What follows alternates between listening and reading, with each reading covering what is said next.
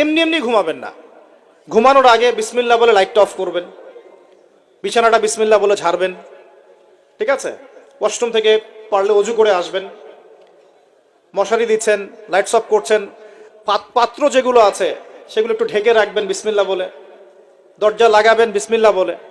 এরপর 3 বার পড়বেন সূরা ইখলাস একবার, সূরা ফালাক একবার, সূরা নাস একবার, পরে হাত একত্রিত করে ফু দিয়ে গা মাসাহ করবেন।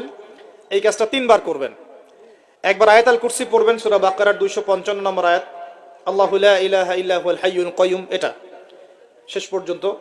এরপর সূরা বাকারার শেষের 3টা আয়াত পড়বেন, লিল্লাহি মা ফিস সামাওয়াতি, এখান থেকে ফানসুরনা আলাল কওমিল কাফিরিন পর্যন্ত।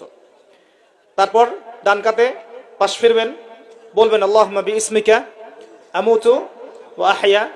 হাত নিবেন, হাতে গুনতে থাকবেন সুবহানাল্লাহ সুবহানাল্লাহ সুবহানাল্লাহ 33 বার, আলহামদুলিল্লাহ আলহামদুলিল্লাহ আলহামদুলিল্লাহ 33 বার, আল্লাহু আকবার আল্লাহু আকবার আল্লাহু আকবার 34 বার, ঘুমিয়ে যাবেন। এখন যদি আপনি 6 ঘন্টা ঘুমান, আপনি নবী সাল্লাল্লাহু আলাইহি ওয়াসাল্লামের সুন্নত অনুযায়ী ঘুমিয়েছেন, প্রত্যেক ঘন্টা ঘুমানোর জন্য আল্লাহ আপনাকে নেকি দিবেন ইনশাআল্লাহ। এমনি ঘুমালে নেকি হতো না, রেস্ট নেওয়া হতো। আমি একজন ব্যক্তিত্বের কথা বলছি, যার প্রতিটা কাজ অনুসরণ করলে ইনশাআল্লাহ জানা অনুযায়ী আমলটা হয়ে যাবে, আল্লাহর কাছে আমরা মাকবুল হব ইনশাআল্লাহ। পারা যাবে ইনশাআল্লাহ।